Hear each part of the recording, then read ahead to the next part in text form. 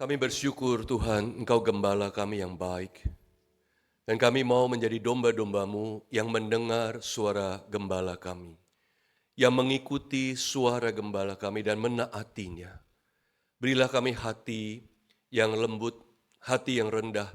Ketika Tuhan berfirman, ketika Engkau mau mengajar dan menuntun kami, biar hati kami boleh Tuhan buka dan Tuhan singkapkan dan Kau terangi. Sehingga firman-Mu hari ini sungguh boleh menjadi kekuatan dan pedoman. Kami boleh menjalani bagaimana suatu hidup yang semakin memperkenankan hati Tuhan.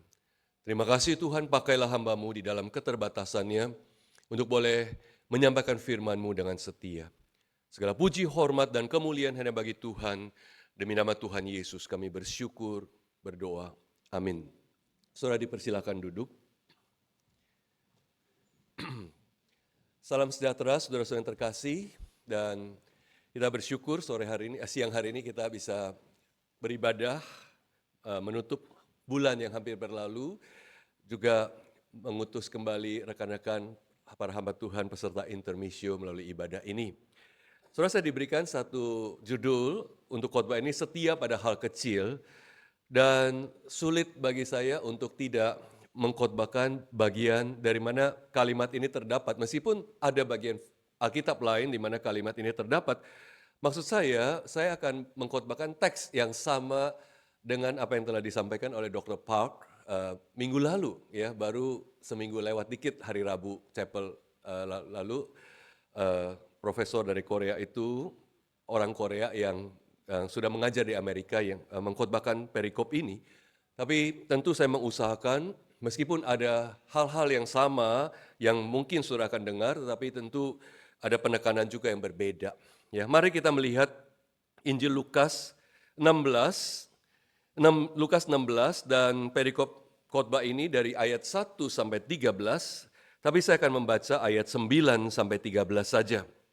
Lukas 16 ayat yang ke-9 sampai ke-13.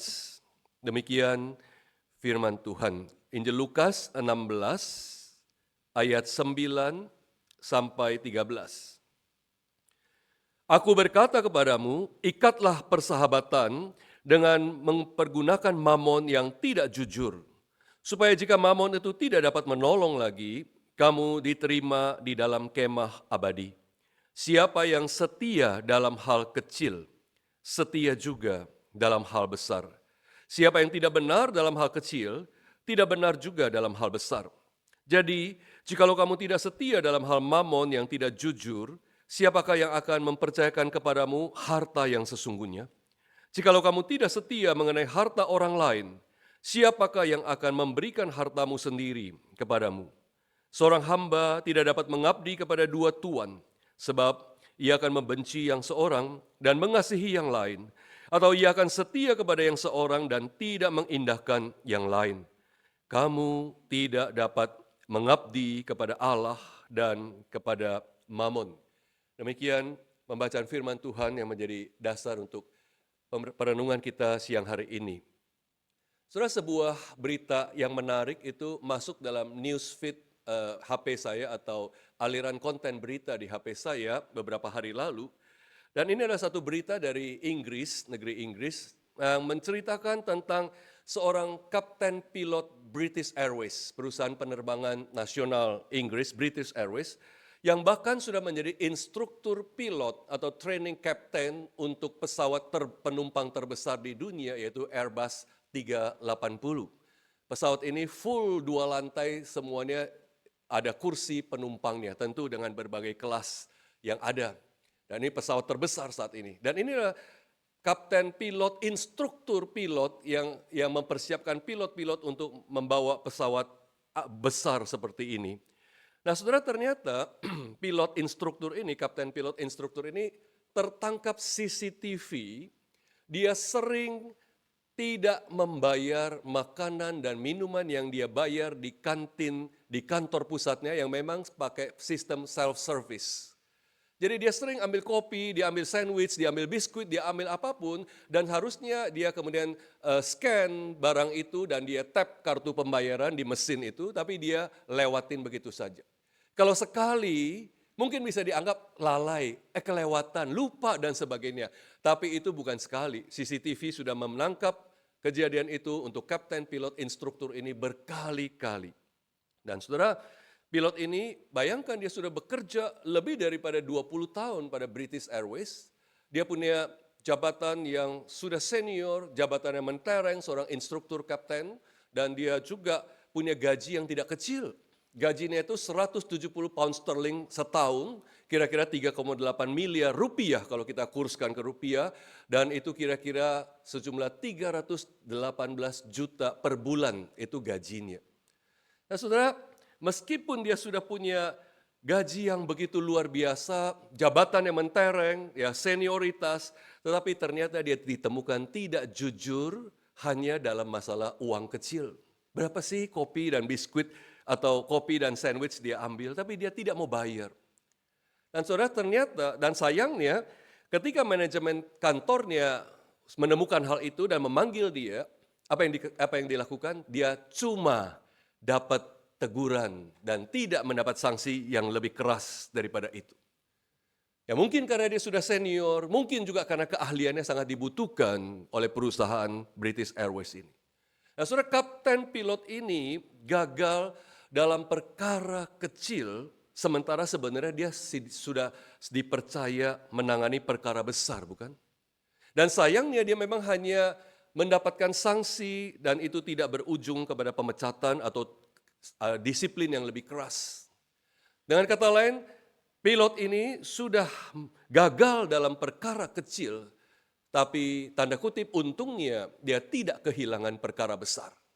Dan tentunya orang-orang dunia sangat senang, bukan? Wah enak banget ya, bisa gagal dalam perkara kecil, tapi tetap tidak kehilangan perkara besar. Akan tetapi saudara, hari ini kita perlu memikirkan satu pertanyaan.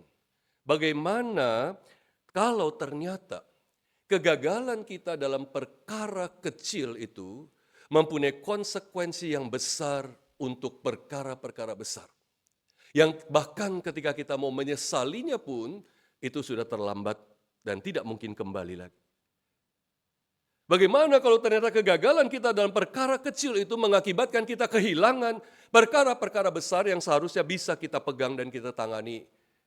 Dan kalau menyesal pun sudah tidak mungkin kita ulangi. Hari ini kita membaca Yesus berkata dalam ayat 10, siapa yang setia dalam hal kecil, maka dia juga setia dalam hal yang besar. Siapa yang tidak benar dalam hal yang kecil, dia juga tidak benar dalam hal yang besar. Perkataan Yesus ini bukan sekedar sebuah analisis karakter manusia. Yesus bukan cuma sekedar mau kasih tahu, lihat tuh orang, kamu bisa lihat apa dia bisa pegang perkara besar atau enggak, lihat dulu dia bisa pegang perkara kecil atau tidak. Ini bukan sekedar analisis karakter, tapi perkataan Yesus ini adalah sebuah kebenaran yang mempunyai dan mengandung konsekuensi kekekalan. Dan ini tidak main-main. Dan sebagai manusia yang akan masuk kepada kekekalan, saudara dan saya, kita semua akan masuk kepada kekekalan suatu hari nanti. Itu berarti kita harus sangat memperhatikan apa yang Yesus maksudkan di dalam perkataannya ini. Barang siapa yang setia dalam hal kecil, dia akan setia dalam hal besar. Yang benar dalam perkara-perkara kecil, dia akan benar juga dalam perkara-perkara besar. Saudara, apa yang dimaksud Yesus ketika dia berkata hal kecil, atau kalau TB yang sebelumnya bilang perkara kecil. Dan apa yang kita lihat sebenarnya sesuai dengan perumpamaan yang mendahuluinya, apa yang Yesus maksudkan persisnya di situ adalah bagaimana seseorang menangani uang. Itu yang disebut dengan hal kecil atau hal besar. Yesus menceritakan sebuah perumpamaan yang berkaitan dengan uang. Dan kita tahu uang adalah satu topik yang sangat masif, yang sangat banyak dibicarakan di dalam Alkitab. Dan bahkan dari pengajaran Yesus sendiri boleh dibilang persentasi terbesarnya itu adalah pengajaran tentang uang atau harta atau kepemilikan. Nah, Yesus bercerita ada seorang tuan yang mempekerjakan seorang bendahara atau manajer keuangan yang bekerja pada tuan itu, yang tuan itu sendiri sangat kaya. Nanti kalau kita lihat betapa hutang orang-orang yang berhutang kepada tuan itu tuh hutang yang sangat besar. Dan saudara, bendahara atau posisi manajer ini biasanya adalah ketika seorang tuan lalu mempercayakan boleh dibilang seluruh keuangannya yang untuk diinvestasikan kepada sang manajer ini untuk dia tanamkan investasi di sana sini untuk dia putar uang itu sehingga kemudian tuannya itu mendapat kekayaan atau keuntungan. Dan ternyata perumpamaan ini menceritakan pada satu kali ada laporan, ada tuduhan kepada sang manajer keuangan ini bahwa dia telah menghambur-hamburkan, dia telah memboroskan milik tuannya itu dan dia akan segera dipecat. Dan saudara tentu saya mendengar berita bahwa segala yang busuk itu sudah terbongkar dan dia akan dipecat, itu menjadi sesuatu yang menakutkan bukan buat sang manajer keuangan ini. Dan dia langsung berpikir, aduh bagaimana ini nasibnya nanti kalau dia dipecat. Dia berpikir alternatif, mungkin dia bisa bertani, tapi dia pikir mencangkul, aku nggak kuat. Dan setelah dia pikir-pikir banyak alternatif, semuanya nggak bisa, sampai alternatif terakhir mengemis aja. Tapi bahkan itu pun dia pikir, tapi mengemis aku malu. Jadi nggak mau juga dia mengemis. Jadi semua alternatif, bagaimana kalau nanti dia dipecat itu belum memberikan suatu solusi bagi manajer keuangan ini. Dan akhirnya dia menemukan akal yang cerdik, yang jitu. Apa yang dia lakukan? Dia panggil satu persatu orang yang berhutang kepadanya, dan kemudian dia merubah surat utang mereka sehingga jumlah utang yang tadinya besar itu didiskon menjadi lebih kecil, bahkan ada yang sampai setengahnya atau cuma 50%. Manajer keuangan ini panggil orang yang pertama, dia tanya, sini berapa utangmu?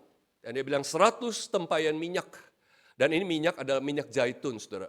Dan saudara, tempayan yang dimaksud di sini bukan tempayan-tempayan kecil, tapi ini tempayan yang besar yang isinya itu sekitar 800 sampai 900 galon yang tidak bisa diangkat dengan dua tangan begitu saja. Ini tempayan yang berisi minyak zaitun yang jumlahnya besar sekali dan nilai satu tempayan itu setara dengan 3 tahun upah kerja harian. Saudara bayangkan mahalnya isi satu tempayan itu setara dengan upah 3 tahun pekerja harian. Dengan demikian kalau utang 100 tempayan, itu berarti nilai hutangnya itu setara dengan nilai uang 300 tahun kerja, upah 300 tahun kerja. Dan ini menandakan sang tuan, pemilik semuanya itu adalah kaya raya, crazy rich. Dan saudara, apa yang dilakukan oleh manajer ini kemudian dibilang, oke, kamu utang 100 tempayan, sekarang hapus itu dia. Dan aku berikan surat utang baru, tinggal 50 tempayan. Dan demikian seterusnya dia panggil satu persatu dan menanyakan berapa utangmu, dan kemudian utang itu dipotong, dan semua itu mendapat diskon. Ada surat kontrak utang yang baru. Jadi sebenarnya apa yang dilakukan oleh manajer keuangan ini? Dia sedang menanamkan budi. Dia sedang berusaha melakukan kebaikan. Supaya diingat oleh para pengutang ini kalau satu hari nanti dia luntang-lantung. Kalau satu hari nanti dia tidak punya apa-apa lagi. Kalau satu hari nanti setelah dipecat, dia butuh tempat perlindungan, tempat tinggal, tempat penampungan. Maka orang-orang itu ingat dulu dia sudah berbuat baik dan jangan lupa kebaikannya. Dia berharap dia bisa ditampung, dia berharap dia bisa dipelihara oleh orang-orang yang telah didiskon hutangnya oleh manajer keuangan ini.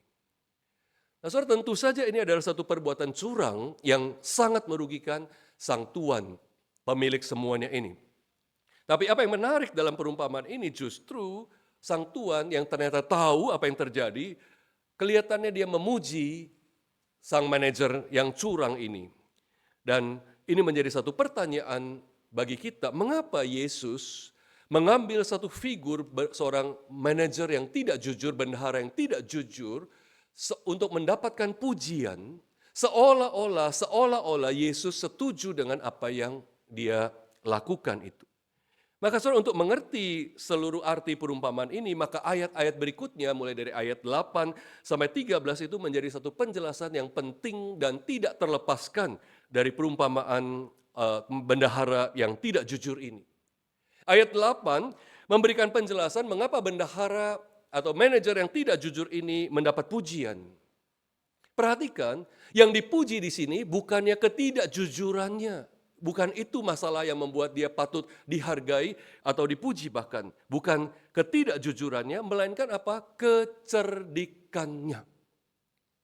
Kecerdikannya.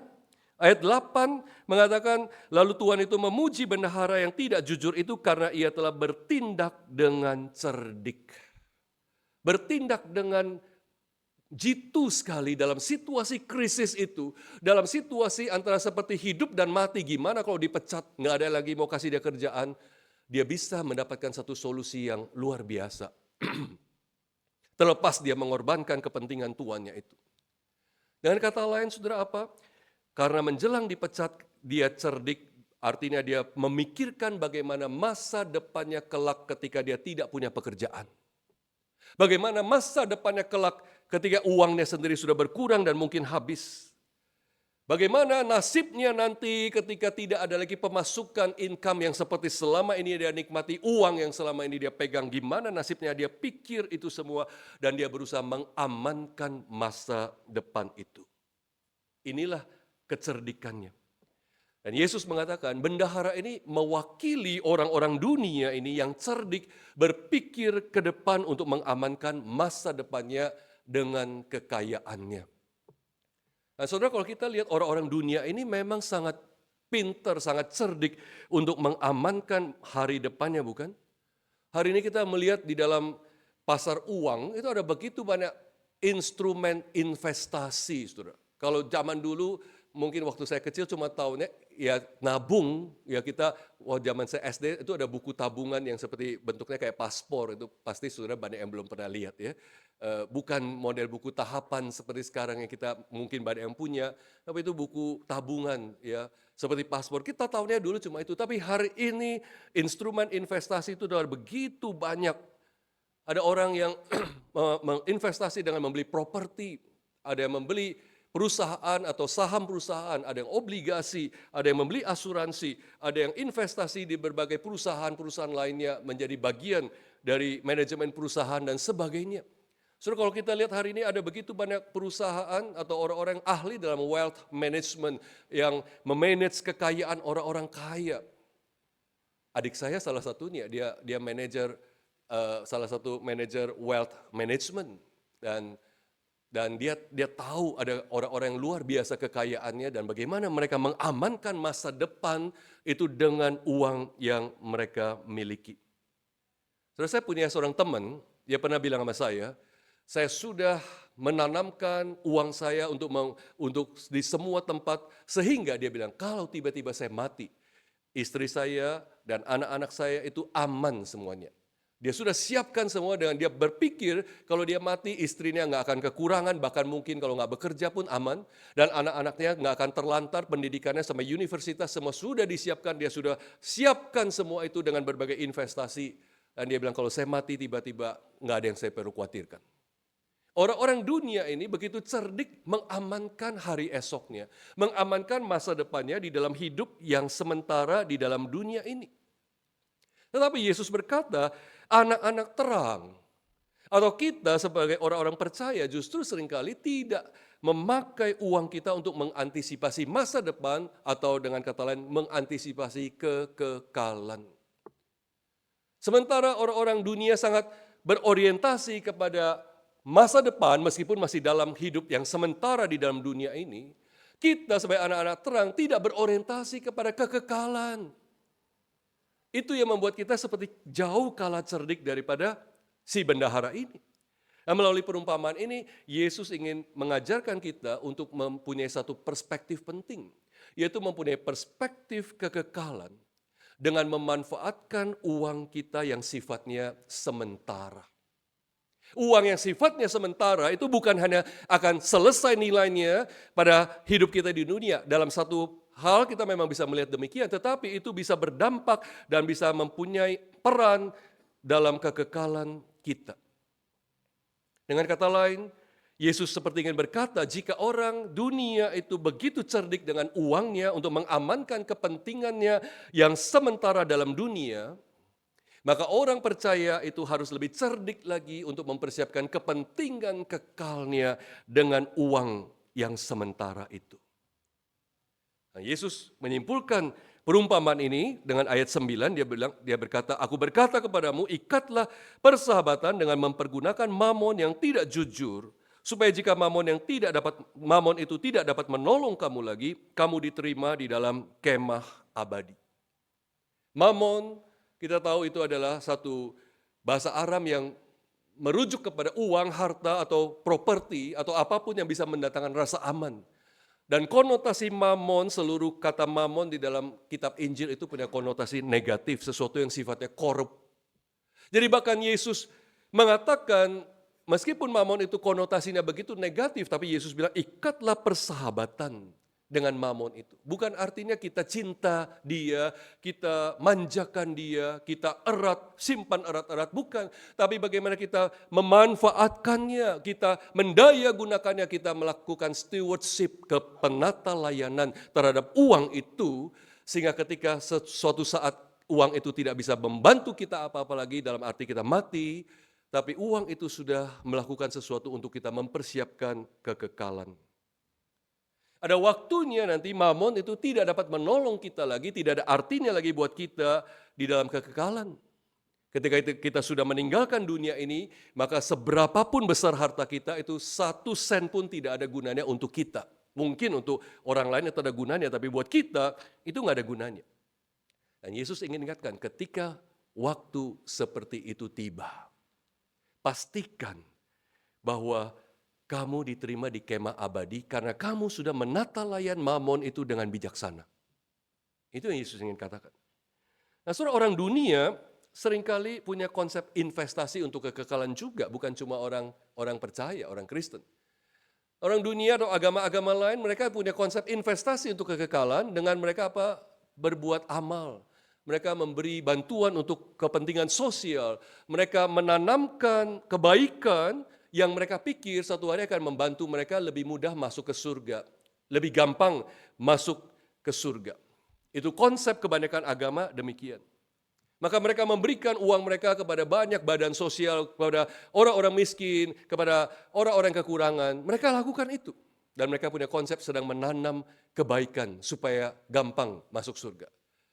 Nah, kita orang-orang percaya, kita juga melakukan hal seperti itu sebenarnya, kayak memberikan uang kita untuk pekerjaan-pekerjaan diakoni, ya katakanlah, untuk pekerjaan sosial, untuk orang yang membutuhkan, untuk mereka yang miskin, untuk mereka kekurangan. Kita memberikan uang kita untuk misi, kita memberikan bahkan uang kita untuk STT, dan kita memberikan untuk pekerjaan-pekerjaan Tuhan yang lain. Tetapi perbedaan terbesar adalah kita, antara kita dengan mereka adalah kita memberikan semua itu dalam konteks sebagai warga kerajaan Allah yang telah mengalami penebusan di dalam Kristus Yesus, yang telah mengalami anugerah Kristus yang begitu limpah, sehingga kita memberikan itu semua sebagai satu tanda bahwa hidup kita tidak lagi diperbudak oleh mamon. Itu yang membedakan kita dengan semua orang-orang dunia ini. Sama-sama kalau dari segi actionnya sama, memberi, melepaskan uang kita. Tapi kita melakukannya sebagai satu tanda bahwa saya tidak lagi terikat oleh mamon ini, diperbudak oleh mamon ini, dan saya memberikannya karena saya menjadi agen-agen anugerah Allah kepada banyak orang lain.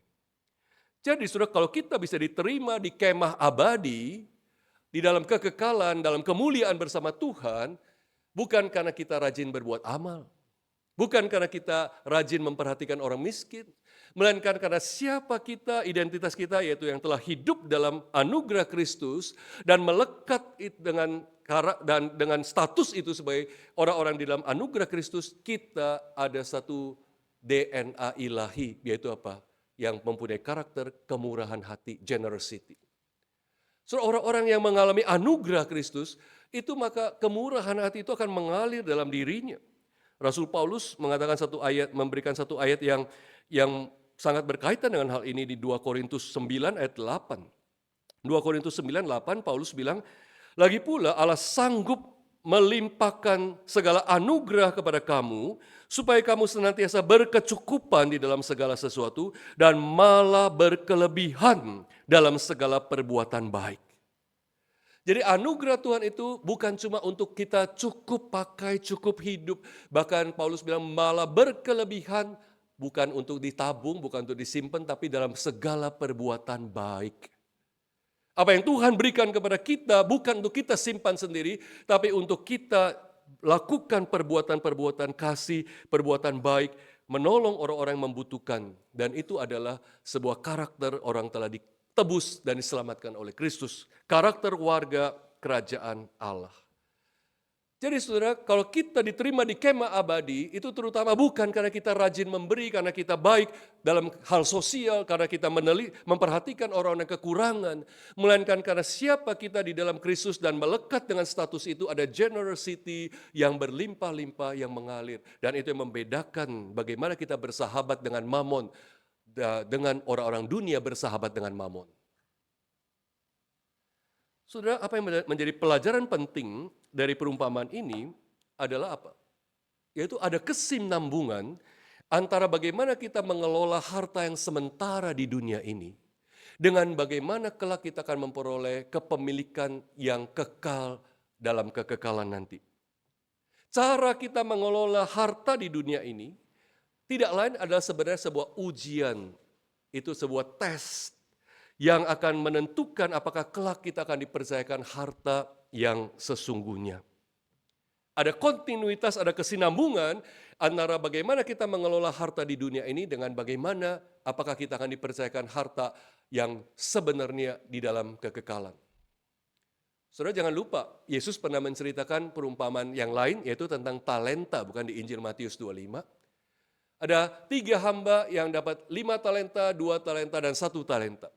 Dan 2 yang pertama yang baik, yang mengembangkan talenta itu, setelah mereka datang kepada sang Tuan, apa yang Tuan katakan kepada kedua hamba itu yang beroleh 5 dan 2 talenta? Sang Tuan bilang apa? Engkau telah setia dalam hal kecil. Aku akan memberikan kepadamu tanggung jawab yang lebih besar. Jadi saudara, kita melihat satu prinsip penting, temporal stewardship.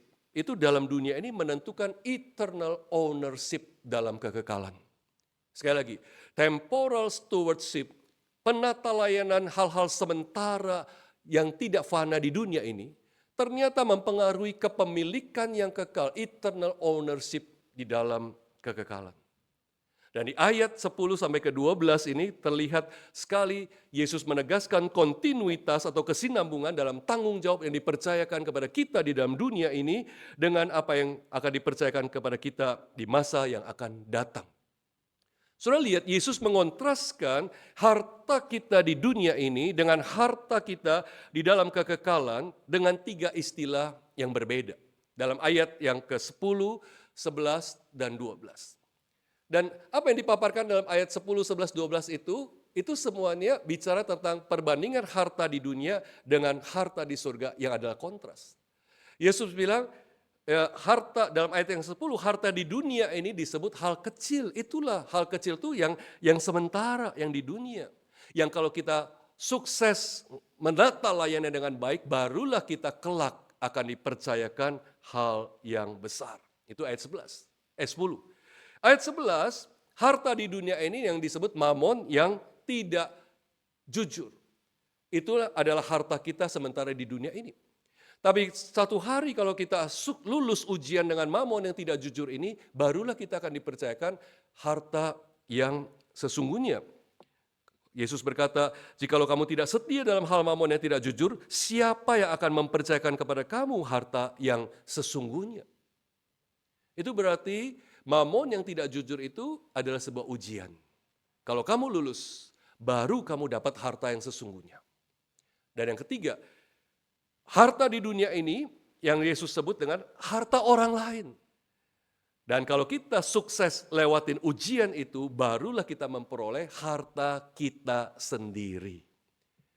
Jadi saudara kita melihat apa yang kita miliki di dunia ini yang mungkin kita begitu sayang harta kita, properti kita, kepemilikan kita. Itu semua ternyata cuma hal kecil, cuma sementara dan itu bukan milik kita sebenarnya. Saudara hari ini informasi yang paling update tentang orang terkaya di dunia, saya baru cek di majalah Forbes, itu media yang paling, salah satu media yang paling bisa diandalkan untuk mengetahui orang terkaya di dunia saat ini siapa dan urutan-urutan berikutnya. Saat ini Orang terkaya di dunia itu adalah Elon Musk, CEO dan sekaligus pemilik Tesla dan SpaceX. Sudah tahu berapa kekayaan Elon Musk itu benar-benar kita nggak bisa bayangkan uang sebesar itu. Itu dalam US dolar Amerika itu 415 miliar US dollar. Bayangkan. Dan itu setara dengan 7.000 triliun rupiah. Saudara kita punya berapa rupiah ya? Dibanding 7.000 triliun rupiah. Ini misalnya nih STT ini kalau nilainya 100 miliar, saya kira ada ya 100 miliar ya. Jadi Elon Musk bisa bangun 7.000 STT seperti ini. 7.000 STT seperti ini. Entah mau di Indonesia atau dimanapun. Itu Elon Musk bisa. Tapi bagi Elon Musk, kalau dia dihadapkan kepada firman ini, dia harus tahu itu hal kecil. Itu cuma perkara kecil. Dibandingkan dengan apa yang diterima oleh orang kelak kalau dia lulus tes itu adalah hal besar, perkara besar. Money is a test. Kalau ada orang yang begitu sayang pada harta di dunia ini, mamon yang tidak jujur ini, dan dia berpikir itu adalah segala-galanya, maka saudara, dia salah pikir. Karena apa? Yesus menegaskan bahwa uang di dunia ini, mamon yang tidak jujur itu cuma sebenarnya sebuah sampel, sebuah contoh alat uji untuk melihat bagaimana kita mengelola uang itu. Bagi Elon Musk dan bagi kita semua dengan kekayaan masing-masing, itu sampel untuk melihat bagaimana kita mengelola, menata layan, memanage uang itu. Dan kalau kita lulus, barulah kita diberikan harta yang sesungguhnya di dalam kekekalan. Itu ada satu kontinuitas, satu kesinambungan. Money is a test. Kalau kita mengelola sampel aja nggak beres, kalau kita memegang uang di dunia ini aja nggak beres, bagaimana Tuhan akan mempercayakan harta yang sesungguhnya? Dan puncaknya, apa yang selama ini kita bilang milikku, uangku, tabunganku, depositoku, sahamku, dan sebagainya, Tuhan mau ingatkan, itu milik orang lain. Itu harta orang lain, dalam arti ini titipan Tuhan buat kita. Ini milik Tuhan, bukan milik saya. Tuhan memberikan kita semuanya itu untuk melihat bagaimana kita melakukan temporal stewardship itu dengan bijaksana. Sehingga kalau kita lulus itu, barulah kita mendapatkan eternal ownership, hartamu sendiri. Yang bukan lagi milik orang lain, tapi your own wealth, hartamu sendiri. Money is a test. Begitu banyak orang yang tidak, bahkan anak-anak terang, yang tidak mempersiapkan kekekalan dengan uang yang sementara ada di dunia ini. Kita harus jelas mana yang temporal stewardship dengan mana yang eternal ownership. Sayangnya kita sering mencampur baurkan dan memutarbalikkan ini. Mana yang temporal kita jadikan seperti sesuatu yang eternal. Kita pegang erat-erat, begitu pelitnya, begitu susahnya berbagi, begitu menutup matanya kepada kebutuhan orang-orang yang susah, begitu susahnya memberikan dukungan pada pekerjaan-pekerjaan Tuhan. Karena itu menjadi seolah-olah sesuatu eternal ownership buat kita. Padahal itu cuma temporal stewardship, penata layanan yang sementara. Kalau yang sementara itu kita pegang seperti sesuatu yang bernilai kekal, yang bisa kita sampai bawa pada kekekalan, maka kita telah salah menukar, mencampur baurkan antara temporal stewardship dengan eternal ownership. Saudara, hidup ini adalah sebuah ujian. Dan uang itu adalah sampel atau alat uji untuk memperlihatkan apakah kita bisa setia dalam hal kecil, dalam harta orang lain, dalam mamon yang tidak jujur ini. Saudara, maka cara kita mengurus uang, memegang uang, menangani uang harta kita, memperlihatkan siapa kita. Dan itu terlebih lagi memperlihatkan sebenarnya siapa yang menguasai hati kita. Siapa yang kita sembah sebenarnya. Yesus bilang, kamu tidak dapat menyembah dua Tuhan. Kamu tidak bisa menyembah Allah sekaligus juga menyembah mamon. Nggak mungkin. Kalau kamu tidak menyembah Allah, kamu pasti menyembah mamon. Dan kalau kamu menyembah mamon, nggak mungkin kamu menyembah Allah.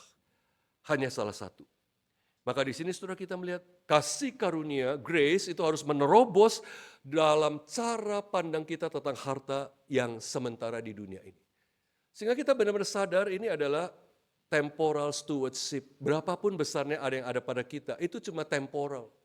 Dan itu adalah sampel yang Tuhan lempar buat kita untuk melihat bagaimana kita memegangnya.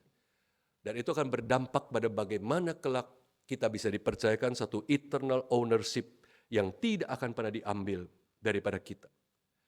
Kalau kita setia dalam hal kecil, kalau kita setia dalam mamon yang tidak jujur, kalau kita setia dalam harta orang lain itu, barulah kita dipercayakan hal besar, harta yang sesungguhnya, dan hartamu sendiri yang tidak akan diambil daripadamu. Pakailah apa yang sementara, apa yang dari dunia ini, apa yang ada di bawah ini, untuk kepentingan apa yang di atas, untuk kepentingan apa yang kekal, untuk kepentingan eternal ownership yang disediakan Tuhan bagi setiap orang yang percaya dan setia. Mari kita berdoa. Terima kasih Tuhan untuk firman-Mu. Kami mau belajar Tuhan untuk menjadi penata layan yang setia, yang tidak kacau antara apa yang kekal dengan apa yang sementara. Biarlah Tuhan membuka cara pandang kami, perspektif kami, sehingga kami bisa mengerti bagaimana kami melakukan satu temporal stewardship dengan setia, sehingga kelak kami boleh dipercayakan satu eternal ownership yang telah Tuhan siapkan. Bapa, biarlah hidup ini yang merupakan sebuah ujian, Tuhan menolong kami dengan anugerah-Mu. Tuhan menopang kami dengan kebenaran-Mu, sehingga kami boleh ditemukan sebagai hamba-hamba yang setia, hamba-hamba yang benar, hamba-hamba yang tidak mencurangi Sang Tuhan yang memberkati kami dengan sampel-sampel di dunia ini. Terima kasih Tuhan, biarlah hidup kami boleh tahan uji dalam hal kecil, dalam uang, dalam tanggung jawab, dalam talenta, di dalam apapun yang Tuhan percayakan kepada kami. Karena kami sedang dipersiapkan untuk menyambut sebuah ownership yang begitu kayanya yang Tuhan sudah siapkan buat kami. Terima kasih Tuhan, kami bersyukur memuji-Mu demi nama Tuhan kami, Yesus Kristus. Amin.